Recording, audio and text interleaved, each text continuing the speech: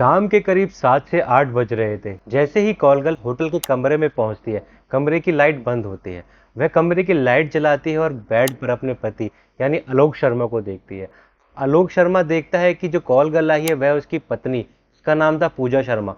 अब यह दोनों एक दूसरे को देखते हैं, इन दोनों के बीच में विवाद हो जाता है। और विवाद हो भी क्यों ना, और आपस में जानवरों की तरह लड़ने लगते हैं। लड़ने का कारण यह था कि वह दोनों एक दूसरे पर इल्जाम लगाते हैं कि तुम मेरे साथ धोखा कर रहे हो, जबकि पति कहता है तुम मेरे साथ धोखा कर रहे हो। और यह बात इतनी बढ़ जाती है कि इन्हें होटल का स्टाफ धक्के मार के होटल से निकाल देता। तो यह कहानी है उत्तराखंड के जिले उधम सिंह नगर की, जिसमें एक शहर पड़ता है काशीपुर। काशीपुर में एक आदमी जिसका नाम था आलोक शर्मा, महिला शामपुर की रहने वाली थी, उसको कॉल करता है और उससे कहता है कि आज मेरा कुछ मस्ती करने का मूड है, तो एक लड़की की व्यवस्था करवाई जाए। पर वह महिला कंफर्म करती है कि यह ग्राहक है या फिर ऐसे ही कोई मस्ती कर रहा है। अब वह महिला आलोक शर्मा से कहती है आपको आधे पैसे एडवांस देने पड़ेंगे, जिस पर आलोक शर्मा हामी भर देता है और कहता है कि मुझे कुछ कॉल गर्ल की फोटो भेजो। तो वह महिला उसको 15 कॉल गर्ल की फोटो भेजती है और वह सभी लड़कियों को देखता है और बाद में उसको व्हाट्सएप पर कॉल करके कहता फोटोओं में से कोई भी लड़की पसंद नहीं आए, मुझे किसी और लड़की की फोटो भेजो। इस पर थोड़ा समय रुककर वह महिला उसको 5 और कॉल गर्ल की फोटो भेजती है। उन 5 में से उसे एक लड़की पसंद आती है और वह कहता है कि मुझे यह लड़की पसंद है, इसके लिए मैं पैसे देने को तैयार हूँ।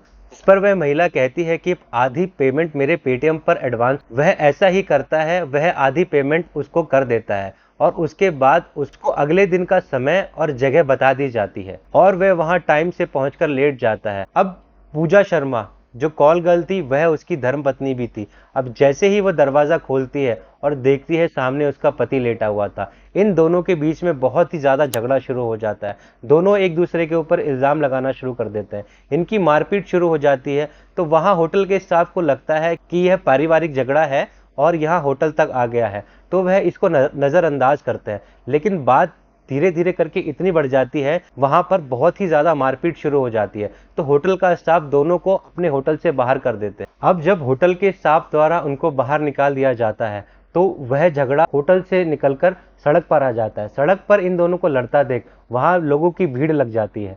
उतने में पुलिस आ जाती है और दोनों को उठाकर थाने ले जाती है, जहां पर यह दोनों एक दूसरे के ऊपर लांछन लगाते हैं। जहां महिला जिसका नाम था पूजा शर्मा, वह कहती है कि मेरा पति मुझे धोखा देता है और तरह तरह की बातें करती है। इस पर आलोक शर्मा कहता है कि आज मैंने अपनी पत्नी को रंगे हाथों होटल में पकड़ लिया और आगे बताता है कि मैंने अपने परिवार की मर्जी से इस महिला से शादी करी थी, पर यह महिला ज्यादातर समय अपने मायके में रहा करती। कुछ लोगों से उसे इस बात के बारे में पता चला था कि उसकी पत्नी धंधा करती है, तो उसे इस बात पर बिल्कुल भी विश्वास नहीं हुआ था। वह इस बात को लेकर अपनी पत्नी से जब बात करता है, इन दोनों के बीच बहुत ही ज्यादा झगड़ा हो जाता है और ऐसा 2-3 साल तक लगातार चलता रहता है। इनका रिश्ता बिल्कुल ही टूटने की कगार पर आ जाता है और महिला अपने पति का घर छोड़कर अपने मायके में रहना शुरू कर देती है।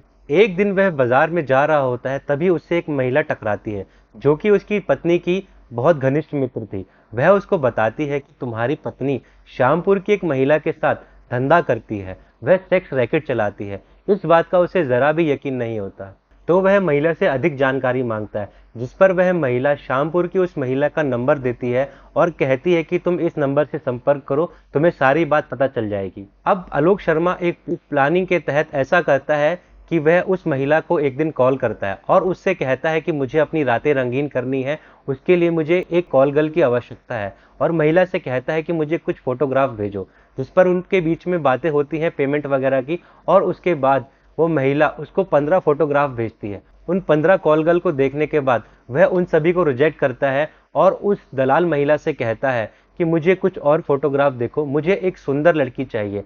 पर वह उसको 5 और महिलाओं की फोटो भेजती है और उसमें से वह अपनी बीवी को सेलेक्ट कर लेता है, पर वह दलाल महिला कुछ भी नहीं समझ पाती है। थाने के अंदर भी वह महिला अपने पति के ऊपर लांछन लगाती है। वह कहती है कि मेरा पति मुझे बहुत ही ज्यादा मारता पीटता है, दहेज के लिए प्रताड़ित करता है। वहीं आलोक शर्मा कहता है मेरी बीवी को आज मैंने रंगे हाथों पकड़ लिया। इसी बीच पुलिस उस दलाल महिला को बुलाती है, जिसके माध्यम से पूजा शर्मा यानी आलोक शर्मा की पत्नी अलग अलग ग्राहकों के पास जाया करती थी।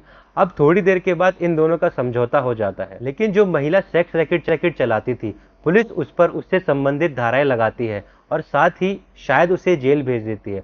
आलोक शर्मा और पूजा शर्मा कॉम्प्रोमाइज करके वहां से चले जाते हैं, लेकिन कुछ समय के बाद वह एक दूसरे के खिलाफ कंप्लेन दर्ज कर उस जिले के एसपी राजेश भट्ट इस पर कहते हैं कि मैंने अपने पूरे जीवन में ऐसा मामला इससे पहले नहीं देखा, और वह कहते हैं कि इस मामले की आगे जांच पड़ताल भी की जाएगी।